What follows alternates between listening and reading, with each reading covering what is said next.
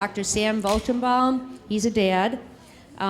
He received his MD at Mayo Medical School in Rochester, Minnesota, his residency at Children's Hospital Medical Center in Cincinnati, Ohio, and his clinical fellowship at Children's Hospital Dana-Farber Cancer Institute.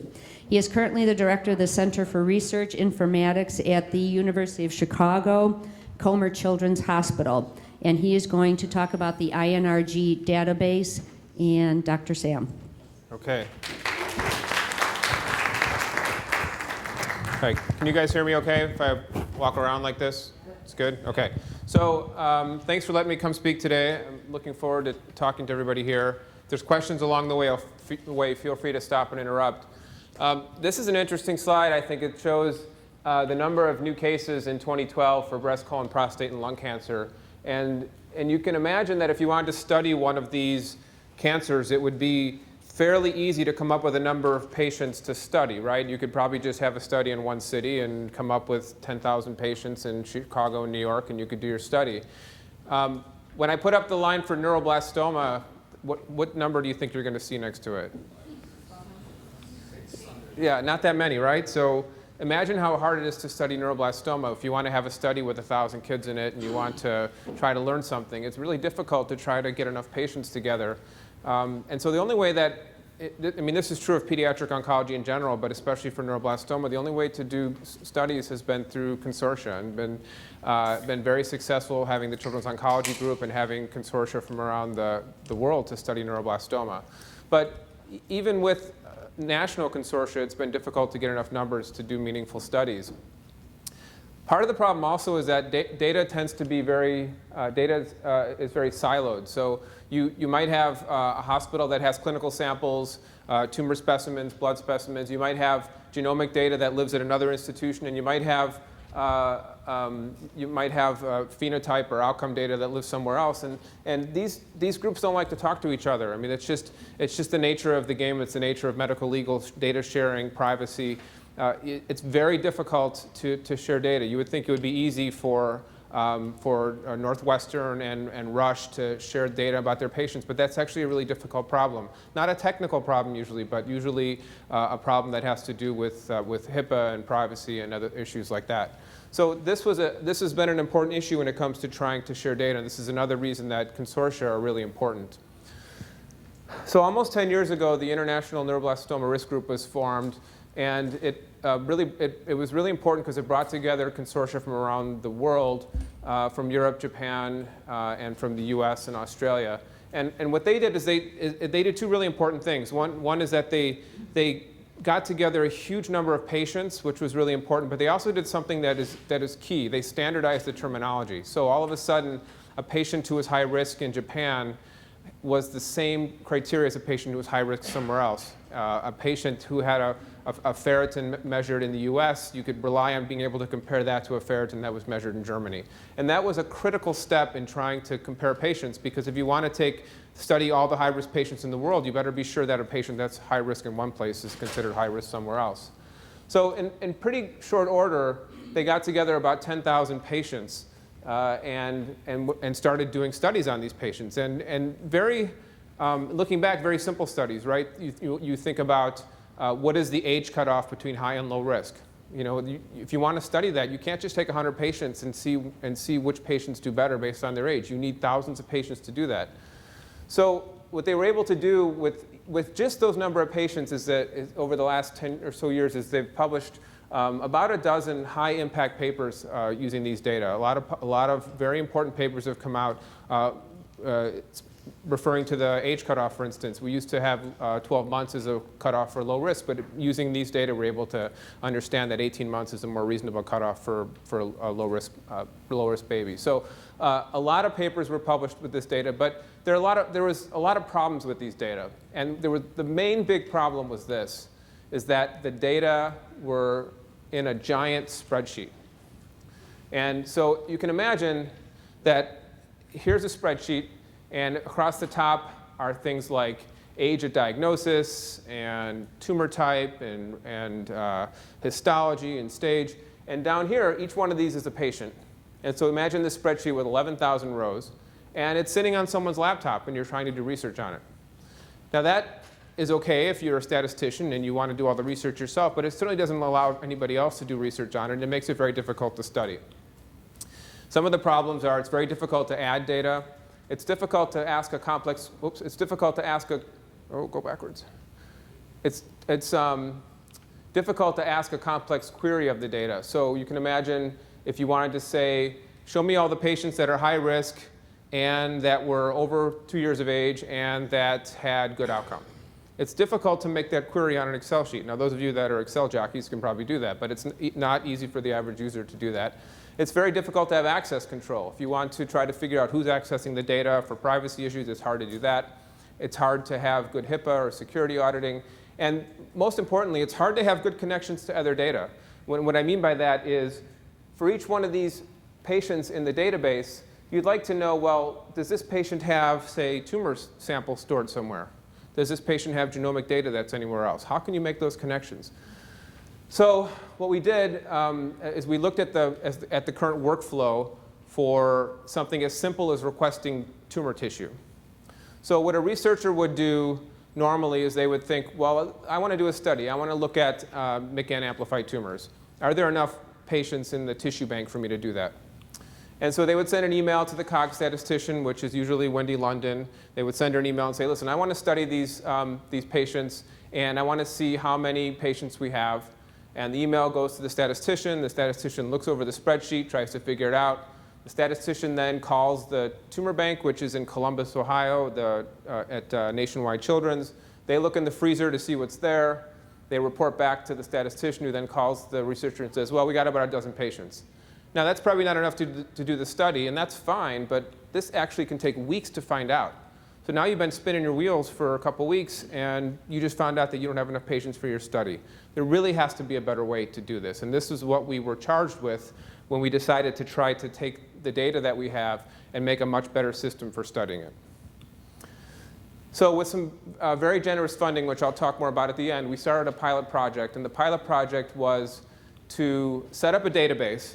And what I mean by that is to say, let's take all these data that's in this giant spreadsheet and let's put it in a way where you can actually ask complicated questions, you can query it. Let's build a website so that we can explain what's in the database and so that lots of people can access it. And then we tried to bite off something difficult. We said, let's try to connect the data that we have with the tissue bank that's in Columbus, Ohio. Let's see if we can do this in real time, where somebody could say, how many patients do you have that have X, Y, and Z that are in the tissue bank? And let's not have it take 3 weeks to do. So one of the most important things is the integrity of the data. And I started by saying that the INRG did something really important. They spent a lot of time and energy standardizing the data. And when we looked at these data, we realized that we didn't have to do a lot of cleaning up. The data was very, very clean and standardized. We didn't have to worry about high-risk patients being called different things from around the world. The data was in great shape to start with.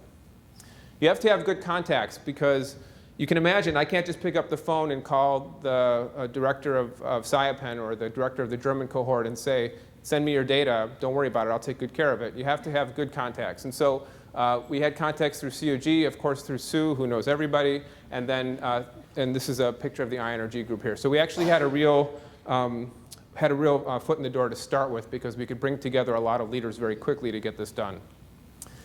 And then you need a way to have good data sharing, good privacy and security. And this is an article from the New York Times that I'm sure many of you saw from a couple months ago, and this has gotten a lot of popular press, but it's nothing that we didn't already know already. And that's if you take somebody's genome and you publish it, there's easy ways to associate that genome with other data that's out there. And what would be a good example would be is that if you send your if you send your sample to 23andMe, which is one of these services that'll look at your genome, you could take that data, and then you could look at a research study and figure out if somebody in that research study was related to you very easily. And so this was this example where they actually looked through some data and they were able to associate genomic data with people's last names based on public data that was out there. And again, this was not a big surprise. We knew this, but it brought to the attention of everybody else that we have to start to come to grips with these issues. So data sharing and privacy are huge issues that we have to pay the utmost attention to. So we're lucky at the University of Chicago in that we have a very robust data center. We have a very good Center for Research Informatics, which I've been running for the last couple months now, that has built a very tight HIPAA-controlled data center. So we have a data center that meets all the standards, national standards for storing patient data, and anything that we put in there, we can do so and it'll meet all the standards anybody could ever ask for. So this was something that, as a starting point, was very advantageous to building this, because we didn't have to worry about putting it in Amazon or putting it somewhere else. We had a data center that was already set up and ready to go. The data had to be anonymized. Well, again, the data is already anonymized, and that's what's nice about it. There are no names in the database. There's no medical record numbers. There's no zip codes. The most you could know about a patient is what region of the world they were from, but that's about it. And so even though neuroblastoma is extremely rare, it would be impossible, mostly impossible, to take a patient out of this database and just based on the few factors that are in there, figure out who that patient was. There's a famous example. This is a famous example where there were two databases published. One was a medical database about medications, and they didn't have any names, but they had a zip code and a birth date. And then, so what this group did is they took that database and they took the voter registry and they cross-referenced them, and they were able to figure out who everybody was in the database. So this is just another example of how you have to be really, really careful about releasing data. Another famous example, this was an example that the Boston group did. They took a flu outbreak map, a Google map that looks innocuous enough, right? And they overlaid a Google map on top of it, and they were able to figure out who most of the patients were based on where the dots were. So examples of where you think you're doing the right thing, but you have to be careful. So these are things that keep me up at night, and so these are reasons that we have to be very careful with the data. But like I said, these data are very, very carefully anonymized.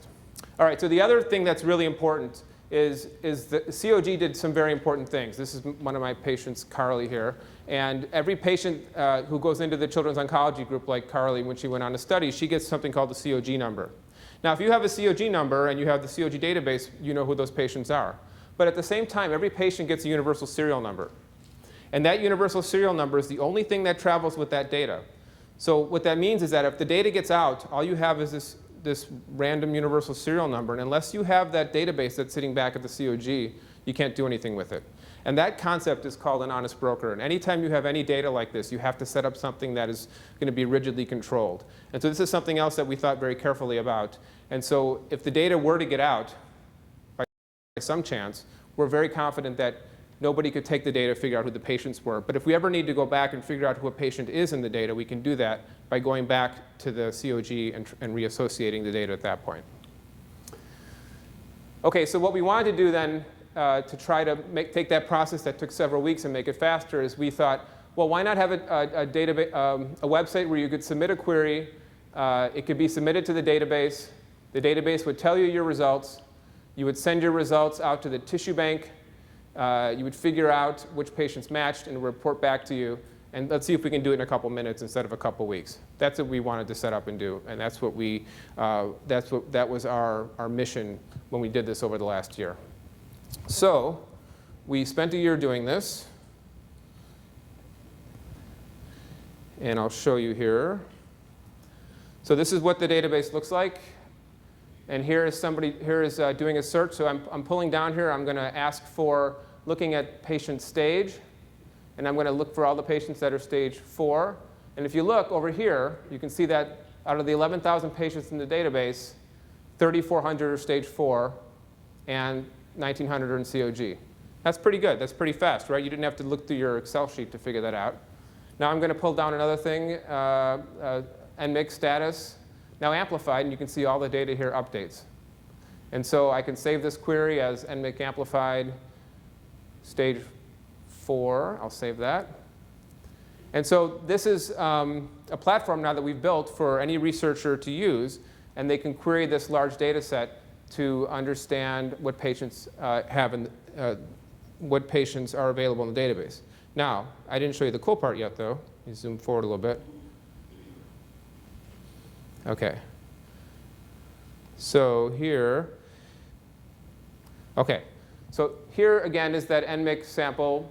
Amplified, stage 4, 758 patients, 440 are in COG. But what did I say we really wanted to do?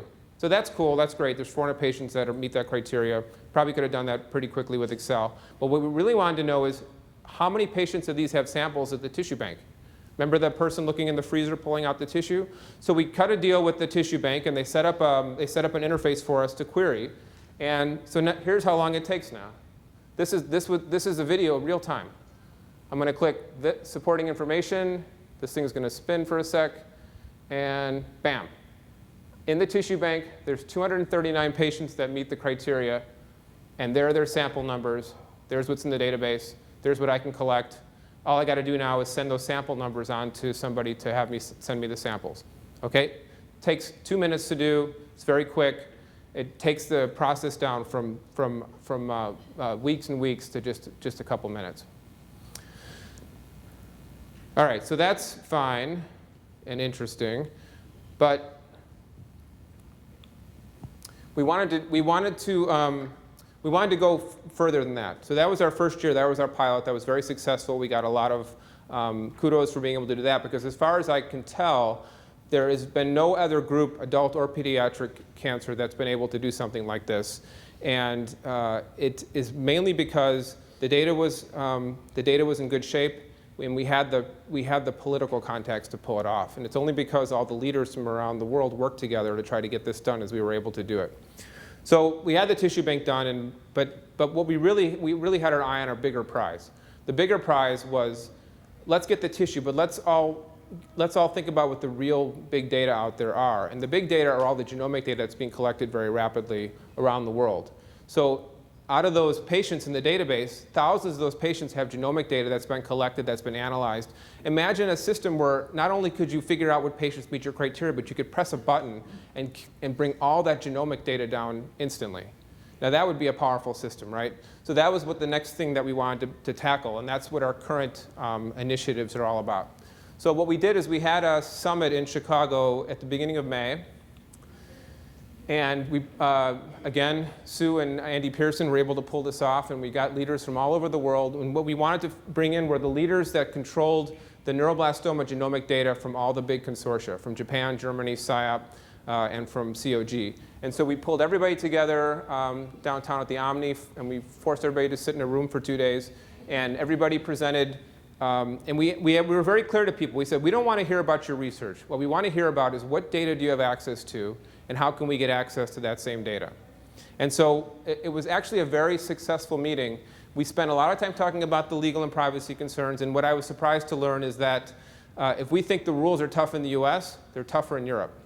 It's really hard to share data across borders.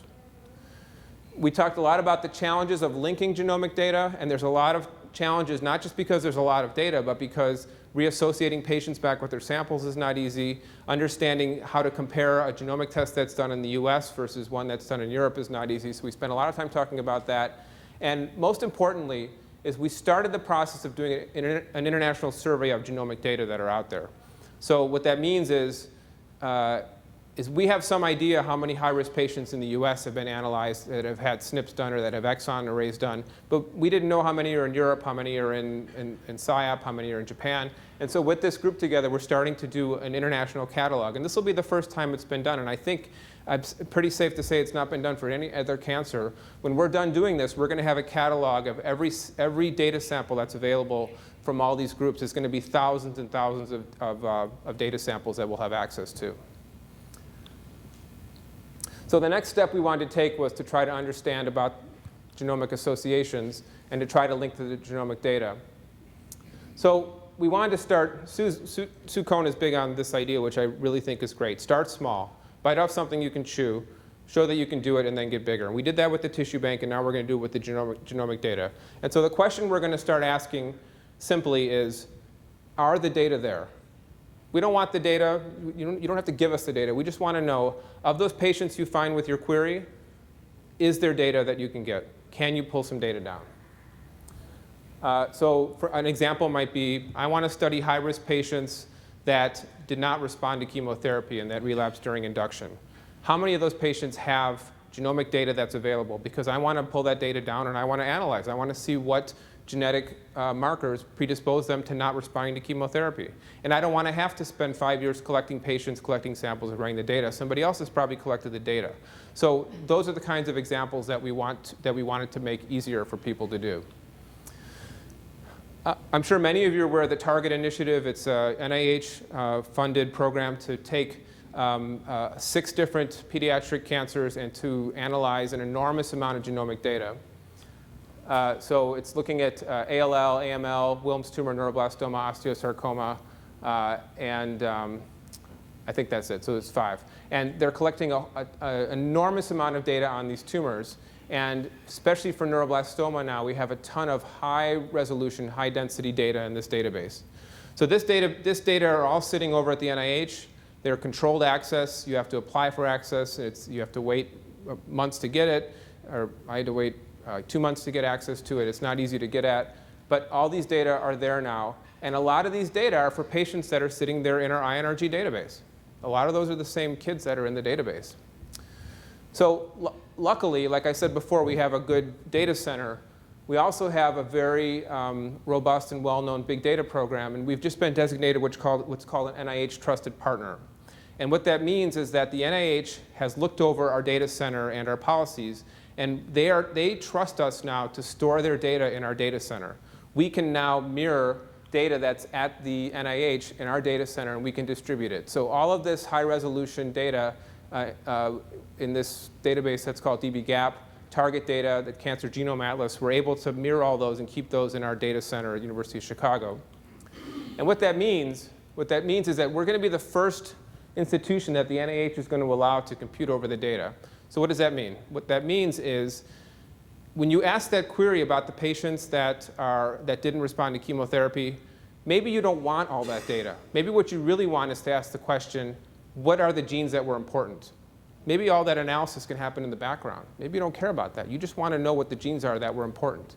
And that's going to be extremely powerful for groups to have. The groups may not want to download the data and spend 6 months analyzing it. We're building the tools to do the analysis in the background. And we'll be the first institution in the country to be able to do that as a trusted partner of the NIH. So here's the model that we're thinking about, is that everybody will have, all researchers will have access to their own personal collection of data. They'll have access to public data. There's a lot of public genomic data, a lot of the low-resolution data that was collected over the last 10 or 15 years. And then they'll also have access to controlled data. So how do we do this? Well, if you apply for data at the NIH to get access to Target, we're going to actually be able to query that. So when you try to log into our system sends a message to NIH and says, hey, does this person have access? If they say yes, then you can get in and access the data in our system.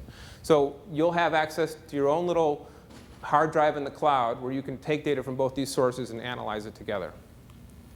And look how happy it makes it. Okay. All right, so again, this is the schematic of how it's going to work. I showed you what the website interface looked like. It interfaces with the tissue bank now. It interfaces with our INRG database. And now we're going to start interfacing with this controlled data that we have. For restricted data, I think it's going to be very powerful just to tell the user what's there. Imagine the power of saying, here's 500 patients that meet your criteria. There's 100 in the US. There's 100 in Japan. There's 100 in SIOP. Here are the links to apply for access. Here are the links to download the data. Just being able to tell people what's there is going to be extremely powerful. But again, computing over the data, I think, is where the real money is going to be at. And applying and being able to make the service that any researcher at university of whatever can log in, can ask complex questions of the data in real time, get answers right away is going to be extremely powerful.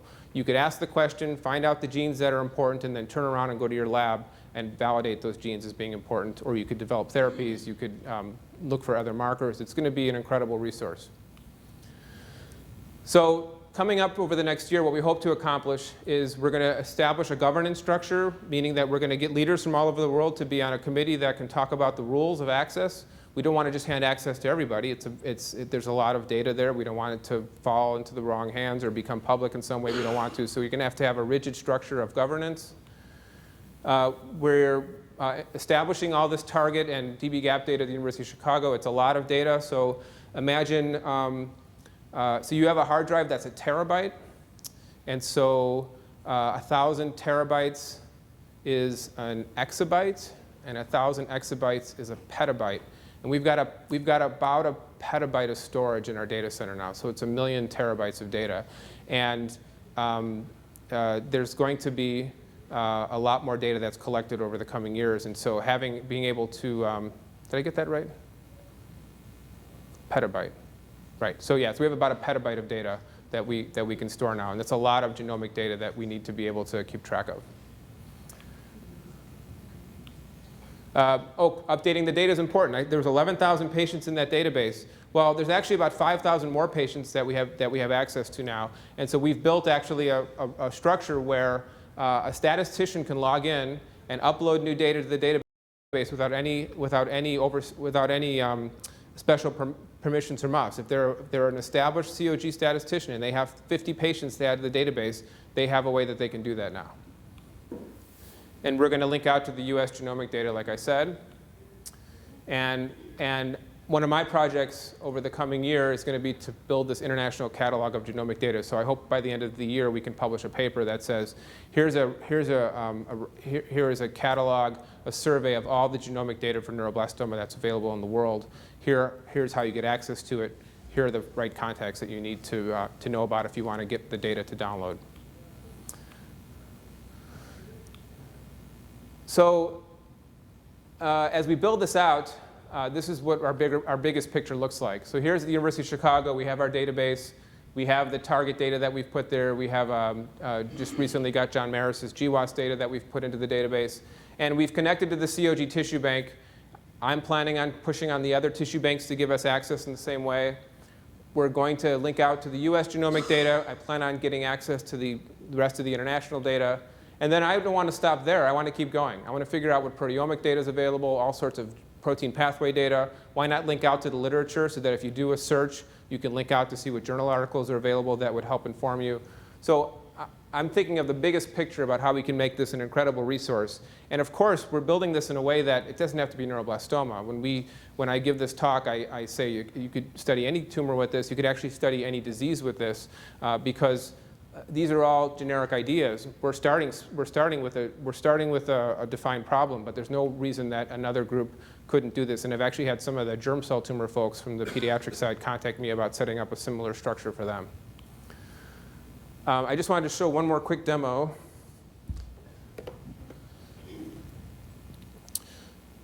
So if you look here, this was the result of that query, and you see that here's all the tissue bank data.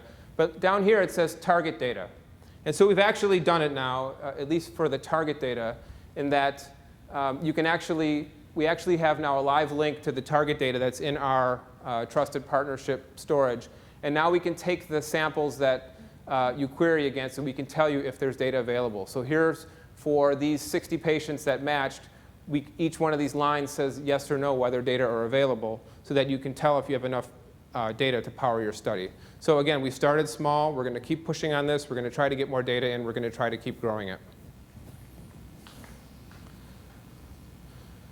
I want to leave room for discussion. I just want to talk about really quickly about how much it took to pull this work together. We've had a lot of generous support from Super Jake and St. Baldrick's and from the Forbeck Foundation, and of course from CNCF and from Anna's Hope, which made a very nice contribution to my program this year. And that's a picture of me and Anna's parents are here, as you know.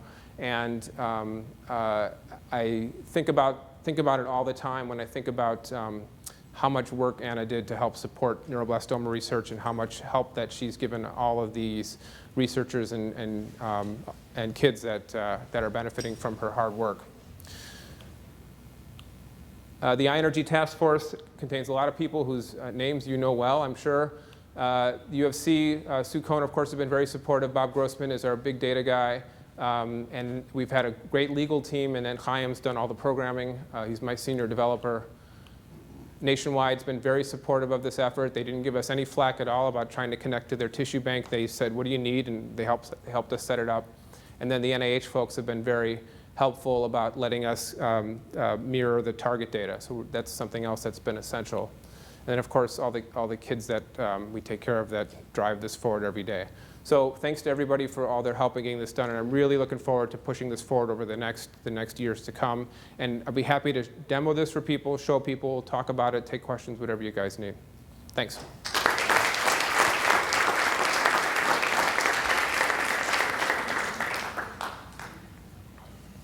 Don't have my microphone, but if anybody would like to come and ask some questions, please come up to the front. Yeah, I know I talk fast, so if people want me to go back over things, I'm happy to. Do you have data that, like for a child, all of the treatments that they had and the events, like any side effects, late side effects as they get further out? Do you track all of that data? That's a great question. So if they were on a study, we have information about what study they were enrolled on for some of the patients. We don't have good side effect data. We do track all events when it comes to relapse, but when these data were collected over the past 10 years, they were really, there's 32 metrics that they were tracking, and most of them were related to the tumor diagnosis. But as we go forward, I've been encouraging Sue and other groups to try to increase the amount of data that we collect. All those data exist, obviously, so it would be so the COG has all the data on these kids. So, let's say there's 5,000 patients that are COG.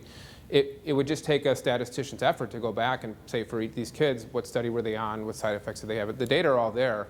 It's just a matter of having the time and the effort to get that done. But I think we should really be trying to expand the database. We're doing some work with radiologic determinants of tumor right now with this whole separate effort. And I said the only way I'm going to do this is if we can link those data to these kids, because it's the same kids. Why not add the data into the database as we're doing it? That's a great question. Don't be shy.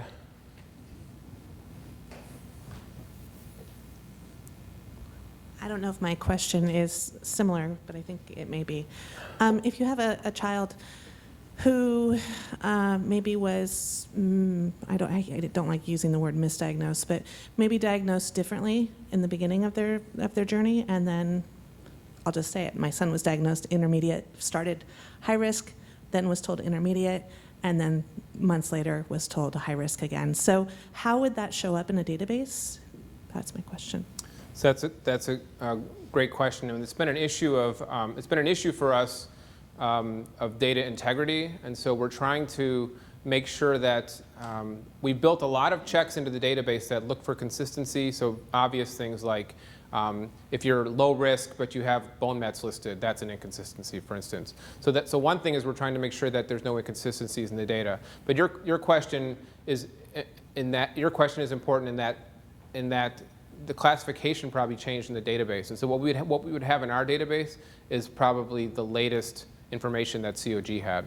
And so I don't think COG would, we would have no way to track that. If that changed over time, we would just get the last bit of information. But if someone decided that that was an important thing to track, say how often the risk level changed, and you wanted to see over the last 10 years how often that happened, that's something that we could certainly go back and look at and even create another field for and try to track that if that was an interesting research question. And I hadn't thought about that, and that might be an interesting question to ask. Can I ask one other thing? Sure. Are the kids that are on the database, are they just on trial, or are these just all children on COG? So are they actually on specific trials, or are they? Good question. So anybody who gets a COG number, even if they go on to the tissue study, will get entered into the database. And the reason that's a really good question is because in Europe, there's a lot of patients that they collect data on that aren't on any studies. And the Europeans have a ton of genomic data on patients that are on no studies. And we really want to get access to those data. So we want to collect the bare minimum elements on those kids and still be able to link it to the genomic data. So we didn't want to require that they be on a study, just that we have enough phenotypic, enough demographic information so that we could make it useful. Yeah. Is there an automatic flag that pops? Obviously, I think what you're aiming for here is uniformity in treatment and helping out other doctors as well. With this database and the doctors that do have access to it, once histological reports and everything from the tumors are entered in, does this cross-reference all other datas and then flag them so that those doctors can see the similarities within the disease so they can understand what protocols were followed, what were the percentage rates in the protocols that are followed. In other words, this is a large amount of data. Is it going to help the doctors cross-reference more quickly? Because it sounds like the uniformity is the faith within the system y'all have of treating it. Right. And by cross-referencing, can this help the doctors with still anonymity given, but they're looking at a tumor that they understand was treated this way, and they understand these are the changes that happened within it, so that the doctor doesn't have to experiment so much in the beginning. I know the protocols of COG are set for a reason. Right. But your database seems to be, or the database y'all are compiling here, seems to be very, very specific with all the little eccentricities of the different histologies that are in neuroblastoma. Right, so you bring up a couple really interesting and important points. So one thing to realize off the bat is that there's a huge lag time with how data are entered into the database. And so when patients go on, if COG is collecting data on the most current high-risk study, those data, we will not be able to put those data into this database until the data are all collected, analyzed, and sometimes even published before we can dump it into our database. And that's just the way the governance is currently set up. So it's not built to be a real-time query engine. But on the other hand, there's no reason why a physician couldn't take a patient who's diagnosed and look through the database and query the database for things very specific to that patient and understand things about that patient that might not be clear from just the markers that we normally check. And so even though they wouldn't be able to necessarily see the patients that are all in the current study, if they have a patient that has these 5 factors, they could look in the database against those 5 factors. And I would think most of the time it would match up to what the recommendations of the study were, but I could imagine there would be scenarios where patients are on the cusp of one risk group versus another, and the database might help understand why they belong in one group versus another. But wondering, that puts a lot of work on a doctor's lap. Not to say that doctors shouldn't be working, but there seems to be, at least in my mind, an opportunity to formulate an algorithm that can cross-reference these things and bring into a highlighted fashion, so that they don't have to dive into the database as much. They can just find where the similarities are and then discern what their medical prowess brings to it. right, but if you think about the algorithms for stratifying patients according to risk, those algorithms have grown out of analyzing these data, even though we didn't have as easy a way to analyze it. But the current INRG criteria for classification of patients by risk group grew out of analyzing this enormous amount of data. So just taking a newly diagnosed patient, going through the algorithm that's in the trial and to classify the patient will put the patient in a risk group that has been predicated on all this research being done. You're asking, like you said, you're asking a more intricate question. Are there tiny things about that patient that would push them into one group versus another? And I guess that comes down to, as a physician, I guess I would have trouble making a big decision change based on something that is theoretical, that hasn't been proven yet. So if I searched a database and it said this one or the other, I would probably still in my heart feel like I should follow what's in the trial, which has been vetted and been studied over the years and years. But as we're able to collect data more quickly, this is going to become more of an issue. And it comes up a lot now where somebody goes to a meeting and sees data presented that comes back and says, well, this trial is 3 years old. I just saw these new data. What do we do now? So you're bringing up an important issue, which is what do we do as data are collected more quickly that we don't have years to analyze? So that's a really important point. Wait, can we get a microphone? I'm sorry. We can hear Crystal. Go. We're on a live feed here, so I don't know. Oh, I'm sorry. That's okay. So the question I have would be for potential U.S. institutions or other institutions that did not have patients enrolled on a COG study but may have biological associated information. Will there ever be a point in time where there is a request for those institutions, to submit that data to you guys? So we haven't discussed doing that, but I think you're right in that many patients are lost to this database because just by the basis that they're not at a COG institution or they don't go on a COG trial. And so if we could, This all goes back to data integrity again, though. So before you start putting patients into the database, you have to make sure that they're meeting certain criteria, that the data are collected in a way that you trust. But if you had an institution that wasn't a COG institution and you had vetted them, I don't see a reason why we couldn't do that. But just getting this far has been our goal, and going forward, I don't see there's any reason why we couldn't put that on the roadmap of things that we want to try to do. Because you're right, we are missing out on a lot of potential data. These are good questions. Anyone else? No. Thank you, Sam. Okay, thanks.